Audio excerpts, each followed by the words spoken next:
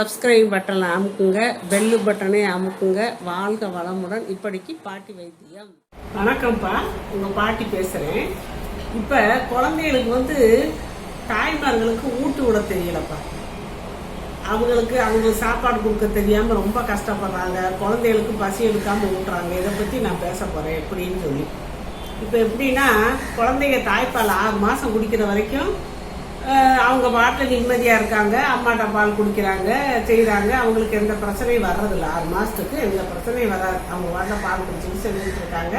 குழந்தைகளுக்கு ஏதாவது முடியாமல் போனால் கூட லூஸ் மோஷன் போகுதுன்னா அம்மாவுக்கு லூஸ் மோஷன் போனால் என்ன செய்யணுமோ, அந்த மோர் கஞ்சி இப்படி சாப்பிடணுமோ அம்மா சாப்பிட்டுக்கணும். அந்த பாலை குடிச்சு குழந்தைக்கு சரியாயிடும். அம்மா சரியில்லாமல் சாப்பிட்டா குழந்தைக்கு அது தப்பாக ஆயிடும். அதனால அது அம்மா பொறுப்பு. குழந்தைய பாட்டில் பாலை குடிச்சிட்டு அவங்க பாட்டில் இருப்பாங்க. அவங்களுக்கு எந்த பிரச்சனையும் இல்லை. 6 மாதத்துக்கு அப்புறம் தான் நம்ம அவங்களுக்கு திட உணவு கொடுக்கணும். 6 மாதத்துலேருந்து 1 வயசுக்குள்ள நம்ம என்னென்ன பெரியவங்க சாப்பிட்றோமோ அதை பூரா குழந்தைகளுக்கு கொடுத்து படைக்கிறது. காய்கறிலேருந்து நான் வெஜிடேரியன்லேருந்து எல்லாமே. நான் வெஜிடேரியனே அதுக்காக 1 வயசு பிள்ளைக்கு மட்டன்லாம் கொடுக்கக்கூடாது. தொங்கிக்கணும், சிக்கிக்கணும். அந்த சூப்பு கொடுக்கலாம்ப்பா. அப்புறம் இந்த ஈரல்லாம் வேக வச்சு அந்த ஈரல் நசுக்கி இங்கே போட்டு பிசைஞ்சு கொடுக்கலாம். முட்டை மஞ்சக்கருவை போட்டு கொடுக்கலாம். வெள்ளைக்கரு கொஞ்சம் பல்லு வந்துச்சுன்னா வெள்ளைக்கருவையும் நல்லா மசிச்சு கொடுக்கலாம். இப்படிலாம் செய்யலாம். அது எப்படி எல்லாத்தையும் பழக்கிறதுனா, 6 மாதம் குழந்தைகளுக்கு ஃபுல்லாக நீங்கள் தாய்ப்பாலே கொடுக்கணும்ப்பா. பச்சை தண்ணி கூட தண்ணியே தர வேண்டியதில்லை. ஏன்னா அந்த தாய்ப்பாலே வேணுங்கிற அளவு தண்ணியெல்லாம் இருக்குது. கடவுள் படைத்த படப்பு. அதே அவங்களுக்கு சரியாக போயிடும். குழந்தைய வாயில் 6 மாதத்துக்கு நம்ம கையோ மருந்தோ ஏதோ மருந்து ஊற்றுற அந்த சங்கோ எதுவுமே வைக்கக்கூடாதுப்பா. குழந்தைகளுக்கு நம்ம தாய்ப்பாலே அவ்வளோ மெடிசனும் எல்லாமே இருக்குது. 6 மாதத்துக்கு பிறகுதே நீங்கள் கெட்டி உணவு கொடுக்க ஆரம்பிக்கணும். ஃபஸ்ட்டு நான் இந்த ராகி பாலை எடுத்து ராகி பாலில் ஹோம்மேட் செர்லாக்குன்னு போட்டேன். அந்த மாதிரி ஒரு 10-20 நாளைக்கு கொடுக்கலாம்ப்பா. நம்ம கெட்டி உணவு கொடுக்க ஆரம்பிச்சிட்டாலே காலையில் 6 மணியோட அவங்க அம்மா பால் கொடுக்கறத நிப்பாட்டிட்டு ஒரு பசிக்க ஒரு 2 மணி நேரத்துக்கு ஒருக்க கொஞ்சம் கொஞ்சமாக இவ்வளோவா கூலாக காய்ச்சி அதில் கொஞ்சம் நல்லெண்ணெய் ஊற்றி, அதை நான் விளக்கமாக சொல்லியிருக்கேன். அந்த இதில் ஹோம் செர்லாக்கில் சொல்லியிருக்கேன், ஹோம்மேட் செர்லாக்கில் சொல்லியிருக்கேன். அந்த மாதிரி எடுத்து காலை நீட்டி குழந்தைய முன்காலில் நீட்டினோம்னா இப்படி படுக்க வச்சுக்கணும். குழந்தைய நம்ம முகத்தை குழந்தை பார்க்கணும். அப்போ அதுகளுக்கு பேசிக்கிட்டு சிரிச்சுக்கிட்டு ஏதோ கிழக்கு வச்சுக்கிட்ட வேடிக்கை காட்டி பக்கத்தில் ஒரு குண்டால அந்த இதை வச்சுக்கிட்டு ஸ்பூன் போட்டு அந்த குழந்தைய வயலை சிரிச்சுக்கிட்டே அப்படி ஊட்டணும். ஊட்டினா அதுங்க நம்ம பார்க்குறது நம்ம பேசுறது இந்த சந்தோஷத்துலேயே அது அறியாமலே சாப்பிட்ருங்க. 2வது குழந்தைய பசி எடுத்தால் தான் சாப்பிடுங்க. பசிக்க விட்டுறணும். நம்ம டயம் வச்செல்லாம் கொடுக்கக்கூடாது. அதுங்களுக்கு பசி கொஞ்சம் வாயில் வச்சு பார்த்தாலே பசி ஆவலாக சாப்பிடுங்க. அப்படி சாப்பிட்றப்ப தான் நம்ம அதை ஊட்ட முடியும். பசிக்காதப்ப சாப்பிட மாட்டேங்குது நான் வேடிக்கை காட்டி விட்டுறேன் அப்படி இப்படிலாம் அதெல்லாம் நடக்காது. அது நல்லதில்லை. அப்போ நம்ம எடுத்து அதுக்கு எவ்வளவு கொடுக்கணும் ஓங்கரிச்சா விட்டுறணும். அவ்வளோதான், போதும். குழந்தைகளுக்கு வயிறு நிறைஞ்சிருச்சு. உடனே தண்ணி குடிக்கக்கூடாது. நம்ம ஏற்கனவே தண்ணியாக தான் பண்ணி வச்சுருக்கோம். கொஞ்சம் நேரம் கழிச்சு ஒரு 10 நிமிஷம் கழிச்சு கொஞ்சம் கொஞ்சமாக அப்பப்போ ரொம்ப தண்ணி கொடுக்கக்கூடாது. அப்பப்போ ஸ்பூன்லேயோ சங்குலையோ கொடுத்துக்கலாம்ப்பா. அப்படி கொடுத்துக்கிட்டு 2 மணி நேரத்துக்கு ஒரு கணக்கு வச்சுக்கோங்க. 2 மணி நேரமோ 2.5 மணி நேரமோ குழந்தைக்கு எப்போ பசிக்குதோ அப்போ தான் நம்ம ஊட்டணும். பசிக்குதுன்னா அதுங்களுக்கு வைக்கும்போதே ஆணு கேட்குங்க, ஆணு வாங்கிக்கிருங்க, சந்தோஷமாக உழுங்கிக்கிருங்க. அந்த மாதிரி அதுங்களுக்கு கொடுக்கணும். அப்படி ஒரு 20 நாளைக்கு இதை கொடுத்தீங்கன்னா அதில் நார் சத்தே கிடையாது. வெறும் பியூர் பால் தான் கொடுக்குறோம். அதனால் 20 நாள் நம்ம சாப்பிட பழக்கிறதுக்கிட்டே அந்த மாதிரி செய்கிறோம். அப்புறமேட்டு அந்த ராகியை முளைக்கட்டி காய வச்சு முளைக்க வைக்கணும். ராகியை முளைக்க வைக்கணும், காய வச்சு அது கூட உடச்சக்கடலை 200 போட்டு 50 சுக்கை தோலெல்லாம் சீவிட்டு தட்டி எல்லாம் மிஷினில் கொடுத்து வச்சுக்கிட்டு அப்புறம் அதை அப்பப்போ சாயந்தரம் வரைக்கும் கொடுக்கணும்ப்பா. அந்த கூழ் கொடுக்கும்போதே சாயந்தரம் வரைக்கும் தான் கொடுக்கணும். ஃபஸ்ட்டு கூழ் கொடுக்கும்போதே ஹோம்மேட் செர்லாக் கொடுக்கும்போதே 6 மணி வரைக்கும் கொடுக்கணும். 6 மணிக்கு மேலே அவங்க அம்மாட்ட பால் குடிச்சுக்கிறோம். இப்படியே நம்ம ஒரு 7 மாதம் 8 மாதம் வரைக்கும் குழந்தைகளுக்கு நம்ம அந்த மாதிரி கொடுக்கணும் சாப்பாடு. இந்த ராகியை நம்ம செஞ்சு வச்சுருக்கோம் இல்லையா, மாவு அரைச்சி வச்சுருக்கோம்னா அதை கரைச்சி கொடுக்கலாம். இப்படி கொடுத்துக்கிட்டு இருந்தால் நம்ம இதே கொடுக்கக்கூடாது. நம்ம 7 மாதம் முடிய கூட அப்படி கொடுத்துக்கலாம். அப்புறம் 2 நேரம் தான் அந்த ராகி மாவை கொடுக்கணும். ஏதாவது 2 நேரம் கொடுத்துட்டு பாக்கி நேரம் நம்ம வீட்டில் செய்கிற இட்லி, சாதம் இப்படி கொடுக்கலாம். இட்லியில் காரம் இல்லாமல் பாசிப்பருப்பு சாம்பார் வச்சு கொடுக்கலாம். மத்தியானம் பருப்பு எடுத்து வச்சு அந்த பருப்பில் கொஞ்சம் நல்லெண்ணெய் ஊற்றி கொடுக்கலாம். ஃபஸ்ட்டு நெய் கொடுத்துக்கலாம். நெய்யெல்லாம் 9 மாதம் 10 மாதத்துக்கு மேலே நெய் கொடுத்துக்கலாம். நல்லெண்ணெய் தான், செக்கு நல்லெண்ணெய் தான் ஊற்றணும்.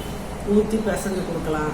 நம்ம சாம்பாரில் பொரியல் வீட்டில் பண்ணியிருப்போம், கீரை செஞ்சுருப்போம், ஏதாவது ஒன்று செய்வோம்ல, அதை என்ன செய்யணும், மிக்சியில் சும்மா அடிங்க. சும்மா மத்தில் தான் கடையணும் இல்லை, மிக்சியில் சாதத்தை மட்டும் இதில் மத்தில் கடைஞ்சிக்கிட்டு இதெல்லாம் வலுவலுன்னு மிக்சியில் கடைஞ்சி அந்த சாதத்தில் போட்டு கொஞ்சம் நல்லெண்ணெயை விட்டு நல்லா லிக்யூடாக இருக்கணும், கெட்டியாக கொடுக்கக்கூடாது குழந்தைகளுக்கு.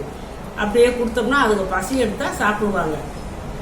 பசிக்காத நீங்கள் காலையில் நல்லா கொடுத்துருப்பீங்க, ஒரு 12 மணிக்கு சாப்பிடட்டும் அப்படின்னா சாப்பிடாது. அதுக்கு பசிச்சாதான் சாப்பிடுங்க. பசிக்காட்டி துப்பிடுங்க, வேணாண்டுங்க. உடம்புக்குள்ள ஏதாவது பிரச்சனை இருந்தாலும் சாப்பிட மாட்டாங்க. வயிற்றுல மந்தம் வந்துருக்கும், சளி இருக்கும், அதுங்களுக்கு ஜுரம் வராப்புல இருக்கும். இப்படி இல்லைன்னா சாப்பிட மாட்டாங்க. சாப்பிடலன்னா விட்டுறணும், தண்ணியை கொடுத்துக்கிட்டே இருக்கணும். அதுக்கெல்லாம் எப்போ பசிக்குதுன்னு கேட்குதுங்களோ அப்போ தான் நம்ம கொடுக்கணும். ஒன்றும் சாப்பிடல அப்படின்னு உங்களுக்கு சங்கடமாக இருந்தால் 1/2 ஸ்பூன் சீரகம், 1/2 ஸ்பூன் ஓமம் ரெண்டையும் 1 கிளாஸ் தண்ணியில் கொதிக்க வச்சு அந்த 1/4 கிளாஸாக வத்துற வரைக்கும் வச்சுருந்து சிறு தீயில வேக வச்சு, வேகும் போதே அதில் ஒரு உப்பு கல்லை போடணும். ஒரு 2 பல்லு பூண்டை தட்டி அதுக்குள்ள போடணும். சின்ன பொண்ணுனா 2 பல்லு, ஒரு பெரிய பல்லுனா ஒரே பல்லை தட்டி போட்டு ஒரு கொதிக்கவும் அதை இறக்கி வடித்து அந்த குழந்தைகளுக்கு டெய்லி ஒரு நேரம், எந்த நேரம் கொடுத்துக்கோங்க. கொடுத்தீங்கன்னா உங்களுக்கு ஜீரணம் ஆகி போயிடும். அப்படியெல்லாம் உங்களுக்கு ஆகுதா, அப்போ அந்த குழந்தைய பசிக்கிற நேரம் சாப்பிடணும். நீங்கள் பசிக்காமல் பம்பா நான் வேடிக்கை காட்டி ஊட்டினேன், ஏமாற்றி ஊட்டினேன், பயமுறுத்தி ஊட்டினேன், அப்படி இப்படி ஊட்டினீங்கன்னா என்ன செய்யணும், குழந்தைகளுக்கு மந்தம் விழுந்துடும். மந்தம் விழுந்தா வயிறு பொறுமிக்கணும். அப்புறம் நிறைய பிரச்சனை வருதுப்பா குழந்தைகளுக்கு. என்கிட்ட கேட்குறாங்க கமெண்ட்ல, மோசன் வந்து கெட்ட வாடை அடிக்குது, ஒரு நாளைக்கு 4-5 தடவை போகிறான், சாப்பிட மாட்டான், அப்படி இப்படின்னு வருது. இதுக்கெல்லாம் காரணம் இதுதான், நீங்கள் பசிக்காமல் கொடுக்குறதா. பசிக்க விட்டு நல்லா குழந்தைகளை விளையாட விட்டு பசிக்க விட்டு கொடுங்க. வேணான்னா விட்டுருங்க, கொடுக்காதீங்க. தண்ணியை குடிச்சுட்டுருங்க. எப்படியா பசிக்கதான் நீங்கள் பசிக்காத பிள்ளைகளே உலகத்தில் இருக்க மாட்டாங்க. 2வது இந்த பால் கொடுக்குறத, மாட்டுப்பால் கொடுக்குறத நிப்பாட்டிங்கப்பா. நீங்கள் இந்த உணவு கொடுத்தாலே போதும். நம்ம என்னென்ன பெரியவங்க வீட்டில் சாப்பிட்றோமோ, நம்ம வீட்டு உணவு கடையிலலாம் வாங்கி தராங்க. நீங்கள் சாப்பிடுவீங்களே வீட்டில் ஏதாவது செஞ்சு அதை கொடுங்க. கடையில் போய் நான் இட்லி வாங்கி தரேன்னா கடையில் எப்படி இட்லி செய்கிறாங்களோ என்ன மாதிரியோ அது யாருக்கு தெரியும். நம்ம வீட்டில் நம்ம சாப்பிட்றத நம்ம குழந்தைகளுக்கு கொடுக்கணும். இப்படி தான் பழக்கி வரணும். வந்தால் குழந்தைகளுக்கு வயிறு கெட்டு போனால் தான் அப்புறம் சளி பிடிக்க ஆரம்பிக்கும். அப்புறம் ஜுரம் வரும். அப்புறம் ஆஸ்பத்திரிக்கு போவீங்க, அந்த மாத்திரைகளை வாங்கி கொடுப்பீங்க. அது உள்ளாமுக்கு இப்படியே வச்சு இப்போ அந்த குழந்தைகளுக்கு சளி பிடிச்சி ஆஸ்மா வந்து ஜுரம் வந்து அப்புறம் இப்படியெல்லாம் செய்கிற பிரச்சனை வந்து நம்ம தாய்மார்கள் நம்ம குழந்தைகள் நல்லா வளர்க்குறோம் அப்படிங்கிற பாசத்தில் வம்பா ஊட்டுறது. அப்போ இத்தனைக்கும் பிரச்சனை. கொஞ்ச நாள் அதுகளே அள்ளி சாப்பிட ஆரம்பிச்சிருங்கப்பா. ஒரு 7-8 மாதம், ஒரு 7 மாதத்துலாம் நம்ம உட்கார வச்சு படைக்கிறோம். அப்போ முன்னால் இந்த கொஞ்சோண்டு பொரிய ஒரு தட்டிலையோ கூடையிலையோ போட்டு கொடுத்தோம்னா அதுக்கெல்லாம் எடுத்து சாப்பிட போடாதுங்க. அப்படி நம்ம பழக்கி விடணும். அப்புறம் நம்ம சாப்பிடும்போது நம்ம தட்டு முன்னால் உட்கார வச்சு நம்ம சாப்பிடும்போது விட்டா அதுகளை எடுத்து சாப்பிடுங்க. பசிக்கிற நேரம் அதுகளாம் வந்து சாப்பிடுங்க. நம்ம இந்த ஊட்டி விடுற பழக்கம் கெட்ட பழக்கம்ப்பா. ஒரு கொஞ்ச நாளைக்கு அதில் உட்கார வர வரைக்குமே நம்ம ஊட்டணும். பம்பா பிடிச்சி துணிக்கவே. இப்போ ஒவ்வொருத்தரும் 4 வயசு பிள்ளைக்கு 5 வயசு பிள்ளைக்கெல்லாம் ரோட்டில் போய் கேட்டு விட்டுவாங்க. எனக்கு சிரிப்பாக வரும். சொன்னால் கேட்க மாட்டாங்க. அவன் சாப்பிடவே மாட்டான். இப்போ ஊட்டினாத்தான் சாப்பிட்றேன், வேடிக்கை காட்டிட்டு ஊட்டினாத்தான் சாப்பிட்றேன் அப்படின்னு சொல்லுவாங்க. அதெல்லாம் தப்பு. பசிக்கும், சாப்பிடுவாங்க, நல்லா விளையாட விடுங்க. பசிக்கிறப்ப தாங்க. நீங்கள் நல்லா தந்துட்டு அது ஜீரணமாக இருக்கும்போது இன்னொரு தடவை பிள்ளை நல்லா குண்டா வரட்டும்னு கண்டது கண்டிது கொடுப்பீங்க. அப்படியெல்லாம் கொடுத்தது நம்மளே நம்ம பிள்ளைக்கு கஷ்டத்தை கொடுக்குறோம். கடைசியில் சின்ன வயசுலேயே சுகர் வந்துடும். அவங்க டிவியை காட்டினா சாப்பிடுங்க, ஃபோனை காட்டிக்கிட்டே ஃபோனை பார்த்துட்டே சாப்பிடுங்க அப்படின்னு ஃபோனை கையில் கொடுத்துருவாங்க. எல்லாம் நம்ம செய்கிற பழக்கம் தான்ப்பா. இந்த சோழியை பசிச்சா சாப்பிடத்தே செய்வாங்க. அதனால் நல்லா விளையாட விடுங்க, பசிக்காமல் கொடுக்காதீங்க. பசிக்காமல் நம்ம வம்பா ஊட்டினோம்னா அவங்களுக்கு நோயை நம்ம உண்டாக்குறோம்னு அர்த்தம். அதுகள் நோயாளி ஆக்கிறது பெற்ற தாய் தான். இதை புரிஞ்சுக்கிட்டு நீங்கள் பசிச்சா மட்டும் கொடுங்க. காய்கறி, கீரை என்னென்ன தரணுமோ 1 வருஷத்துக்குள்ளே எல்லாம் கொடுத்துருங்கப்பா. பழ ஜூஸு எல்லாமே இடையில பழ ஜூஸ் கொடுத்தோம்னா அடுத்த நேரம் கரெக்ட் சாப்பாடு கொடுக்க முடியாது. அப்புறம் அந்த செமிச்சு இதெல்லாம் ஆன பிறகு கொஞ்சம் லேட் ஆகும். இப்படியே நீங்கள் பேலன்ஸ் பண்ணி கொடுங்க.